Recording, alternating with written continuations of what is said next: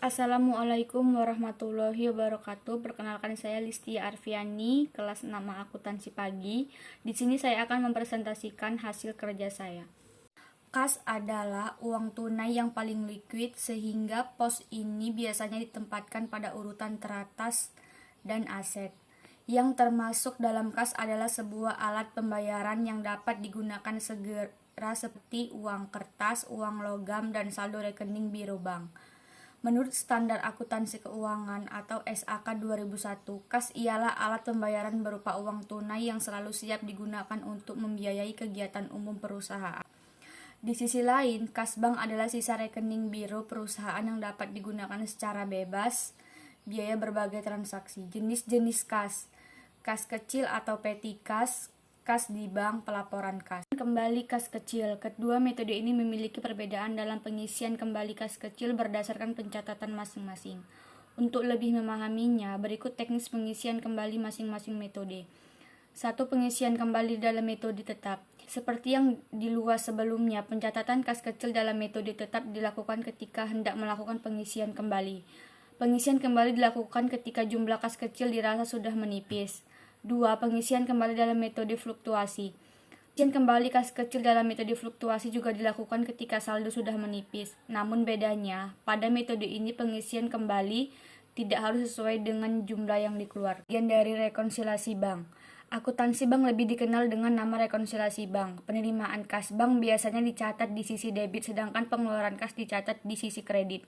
Rekonsiliasi bank ialah proses penyesuaian informasi yang merinci perbedaan antara catatan keuangan di bank sebagai pengelolaan transaksi dan catatan yang dimiliki oleh perusahaan dengan pihak bank berupa rekening koran atau bank statement, sehingga bisa dicatat dalam laporan keuangan perusahaan dengan benar. Hal-hal yang menimbulkan perbedaan. 1. Elemen yang memperoleh perusahaan sudah dicatat sebagai penerimaan tetapi belum dicatat oleh bank. 2. Elemen-elemen yang sudah dicatat sebagai penerimaan oleh bank tetapi belum dicatat oleh perusahaan. Ketiga, elemen-elemen yang sudah dicatat oleh perusahaan sebagai pengeluaran tetapi bank belum mencatatnya.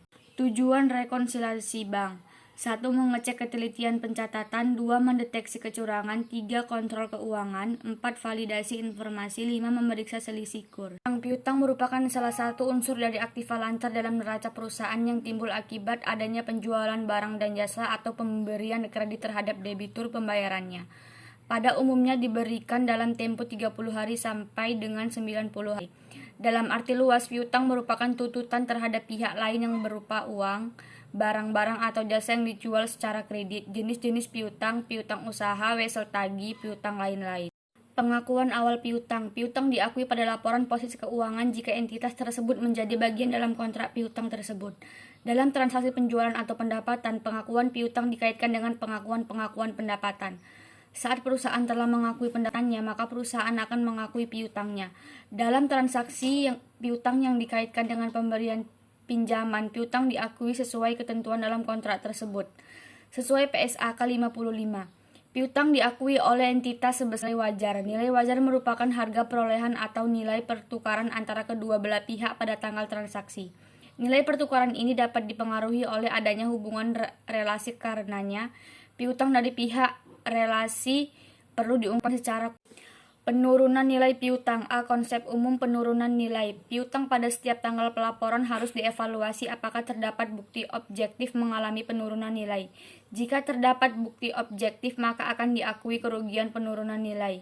Bukti objektif terjadi akibat dari satu atau lebih peristiwa setelah pengakuan awal yang merugikan dan berdampak pada arus kas di masa depan.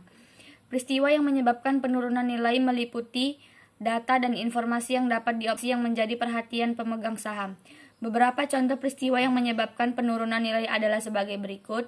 1. Piutang tidak dilunasi saat jatuh tempo. 2. Bunga dan pokok tertunggak dalam beberapa kali termin pembayaran.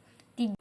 Penghentian pengakuan piutang. Penghentian pengakuan akan menyebabkan nilai piutang dan pinjaman tidak lagi dicatat dalam laporan keuangan.